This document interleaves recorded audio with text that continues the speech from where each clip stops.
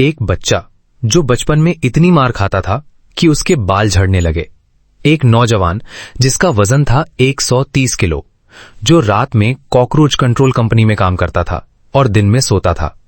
एक ऐसा इंसान जिसे 3 बार नेवी सील्स की सबसे मुश्किल ट्रेनिंग हेल वीक से गुजरना पड़ा और फिर वही इंसान बना दुनिया के सबसे मुश्किल अल्ट्रा एंडोरेंस एथलीट्स में से एक, यूएस आर्म्ड फोर्सेस का रिकॉर्ड होल्डर और लाखों लोगों के लिए प्रेरणा। ये कहानी है डेविड गॉगिन्स की और उनकी किताब है कांट हर्ट मी।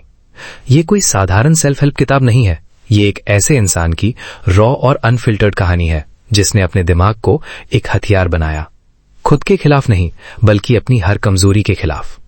आज मैं आपको डेविड गॉगिन्स की पूरी कहानी सुनाऊंगा और साथ ही वो मेंटल टूल्स भी बताऊंगा जो गॉगिन्स ने दुनिया को दिए। तो चलिए शुरुआत करते हैं उनके बचपन से। डेविड गॉगिन्स का बचपन नरक से शुरुआत। डेविड गॉगिन्स का बचपन किसी हॉरर स्टोरी से कम नहीं था। उनके पिता ट्रेनिस गॉगिन्स एक बिजनेसमैन थे, लेकिन घर में वो एक तानाशाह की तरह थे। बचपन से ही डेविड और उनकी मां हर रात उनके गुस्से का शिकार होते थे। घर में डर का ऐसा माहौल था कि डेविड रात को बिस्तर गीला करने लगे, उनके बाल झड़ने लगे और उनकी त्वचा पर व्हाइट पैचेस आने लगे। ये सब एक्सट्रीम स्ट्रेस की वजह से हो रहा था। जब डेविड 8 साल के थे तब उनकी मां ने हिम्मत जुटाई और उनके पिता को छोड़ दिया। दोनों भागकर इंडियाना आ गए, बिना पैसे, बिना घर और बिना किसी सहारे के। लेकिन मुश्किलें यहीं खत्म नहीं हुई। स्कूल में हालात और भी मुश्किल थे। डेविड अश्वेत थे और उनके इलाके में नस्ल भेद आम था। वो पढ़ाई में पीछे थे, दोस्त नहीं थे और खुद को हमेशा कमजोर महसूस करते थे। हाई स्कूल तक पहुंचते पहुंचते गॉगिन्स ने पढ़ाई से लगभग मन हटा लिया। किसी तरह ग्रेजुएशन पूरी की और उसके बाद शुरू हुई एक और तरह की जिंदगी। रात को कॉकरोच कंट्रोल का काम, दिन में सोना, फास्ट फूड खाना और धीरे धीरे वजन बढ़ता गया 130 किलो तक।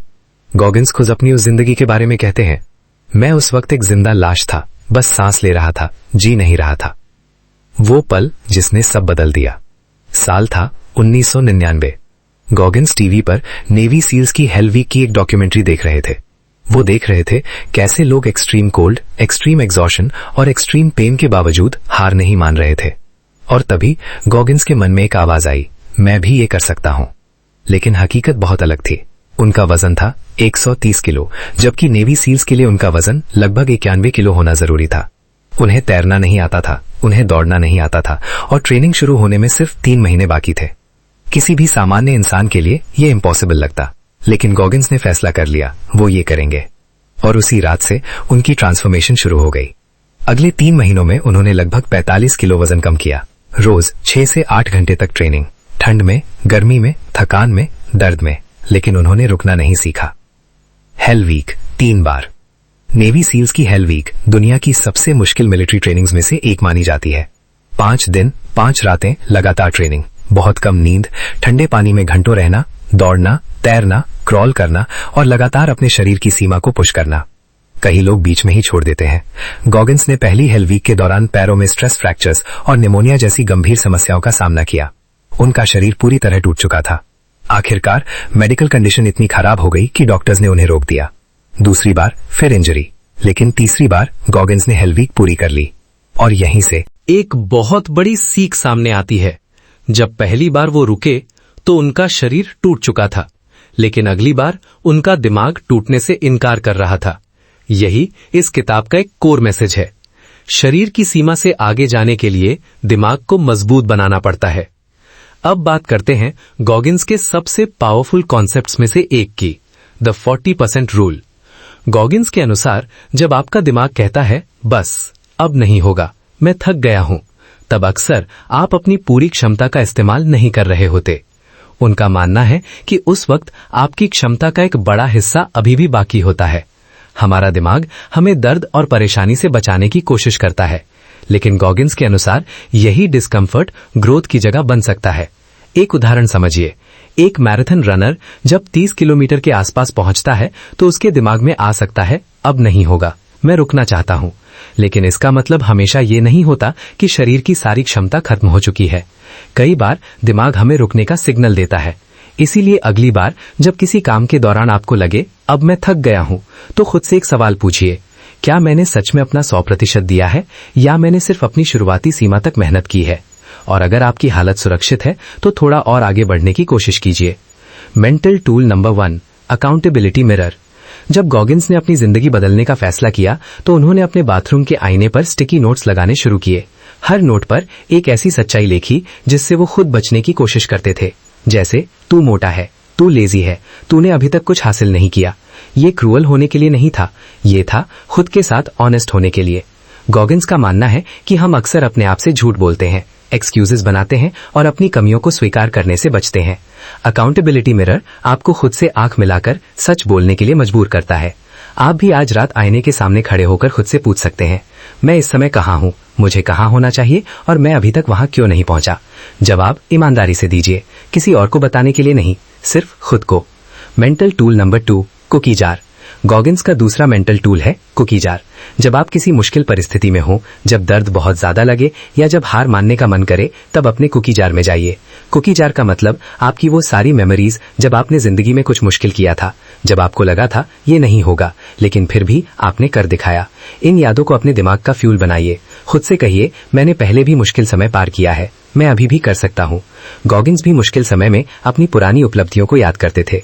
उन्होंने एक ऐसी जिंदगी से शुरुआत की थी जहां उनका वजन 130 किलो था। फिर उन्होंने नेवी सील्स की कठिन ट्रेनिंग पूरी की और आगे बढ़ते गए। आप भी अपनी एक कुकी जार बना सकते हैं। आज ही ऐसे 10 मोमेंट्स लिखिए जब आपको लगा था कि आप हार जाएंगे, लेकिन आपने हार नहीं मानी। जब भी मुश्किल समय आए, उस लिस्ट को पढ़िए और खुद को याद दिलाइए कि आप पहले भी मुश्किलों से निकल चुके हैं। Mental tool number 3, taking souls. ये गॉगिंस का एक बहुत यूनिक कॉन्सेप्ट है। जब कोई आपको कमजोर समझे, जब कोई आपको अंडर एस्टिमेट करे, तो उस डाउट को अपनी एनर्जी में बदल दीजिए। गॉगिंस की हेल वीक ट्रेनिंग में एक इंस्ट्रक्टर उन्हें लगातार टॉन्ट करता था। वो कहता था, तू यहां नहीं टिकेगा, लेकिन गॉगिंस ने उस टॉन्ट को फ्यूल बना लिया। जब भी वो थकते, उन्हें वही बात याद आती और वो खुद को और ज्यादा पुश करते। टेकिंग सोल्स का मतलब है दूसरों के डाउट को अपनी मोटिवेशन में बदल देना। अगर कोई कहता है तुमसे नहीं होगा, तो उस आवाज को अपना कोच बना लो। लेकिन ध्यान रहे, इसका मतलब किसी से बदला लेना नहीं है। मतलब है दूसरों की नेगेटिव एक्सपेक्टेशंस को अपने इंप्रूवमेंट का फ्यूल बनाना। मेंटल टूल नंबर 4, विजुअलाइजेशन और स्केड्यूलिंग। गॉगिंस के अनुसार किसी बड़े गोल से पहले उसकी पूरी जर्नी को दिमाग में विजुअलाइज करना चाहिए। सिर्फ सक्सेस को नहीं, बल्कि दर्द को भी, थकान को भी, मुश्किलों को भी और उस मोमेंट को भी जब आपका मन हार मानना चाहेगा। जब आप पहले से उस मुश्किल को अपने दिमाग में देख चुके होते हैं, तो जब असल जिंदगी में वो मुश्किल सामने आती है, आप उसके लिए तैयार रहते हैं। इसके साथ आता है स्केड्यूलिंग। अपने दिन को प्लान करना, हर जरूरी काम के लिए समय तय करना। गॉगिंस के लिए डिसिप्लिन उनकी जिंदगी का बहुत बड़ा हिस्सा था। उनका मानना था कि बिना स्ट्रक्चर की जिंदगी आपको धीरे धीरे आपकी पुरानी आदतों की तरफ वापस ले जा सकती है। अब बात करते हैं अल्ट्रा इंड्योरेंस की दुनिया की। नेवी सील्स के बाद गॉगिंस ने अल्ट्रा इंड्योरेंस रेसिंग की दुनिया में कदम रखा।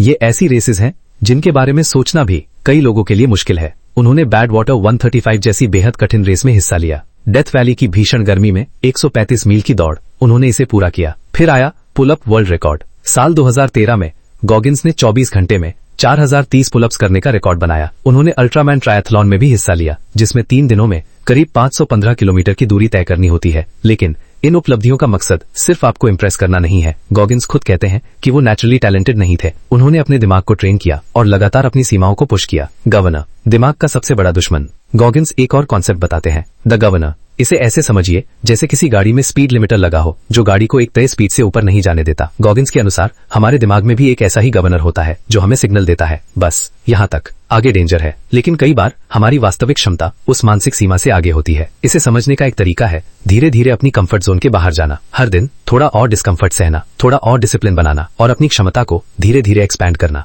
अब आते हैं इस कहानी की सबसे गहरी सीख पर। गॉगिंस की जिंदगी में अब्यूज था, गरीबी थी, रेसिज्म था, फेलियर था। वो चाहते तो इन सब चीजों को भूलने की कोशिश कर सकते थे, लेकिन उन्होंने एक अलग रास्ता चुना। उन्होंने अपने दर्द को फ्यूल बना लिया, हर दर्द से एक सबक निकाला, हर फेलियर को एक ईंट की तरह इस्तेमाल किया और धीरे धीरे अपनी जिंदगी की एक नई इमारत खड़ी की। गॉगिंस का मैसेज ये नहीं है कि जिंदगी आसान हो जाएगी। उनका मैसेज है, जिंदगी मुश्किल है, लेकिन आप खुद को मानसिक रूप से उस मुश्किल से ज्यादा मजबूत बना सकते हैं। और शायद यही है कांट हर्ट मी का असली मतलब। तो दोस्तों, डेविड गॉगिंस की इस किताब का सार क्या है? आपका सबसे बड़ा दुश्मन हमेशा बाहर नहीं होता। कई बार वो आपके अपने दिमाग के अंदर होता है। वो आवाज जो कहती है, बस अब नहीं, मैं नहीं कर सकता, ये मेरे बस की बात नहीं है। उस आवाज को पहचानिए, खुद से ईमानदार रहिए, अकाउंटेबिलिटी मिरर का इस्तेमाल कीजिए, अपनी पुरानी जीतों को कुकी जार की तरह संभाल कर रखिए, दूसरों के डाउट को अपने इंप्रूवमेंट का फ्यूल बनाइए और हर दिन थोड़ा सा अपनी कंफर्ट जोन से बाहर निकलने की कोशिश कीजिए, क्योंकि अक्सर हमारी असली ग्रोथ वहीं से शुरू होती है जहां कंफर्ट खत्म होता है। याद रखिए, कांट हर्ट मी, अगर आपको ये वीडियो पसंद आया हो तो वीडियो को लाइक कीजिए और ऐसी ही किताबों की गहरी और आसान हिंदी में समरी सुनने के लिए चैनल को सब्सक्राइब जरूर कीजिए और कमेंट में बताइए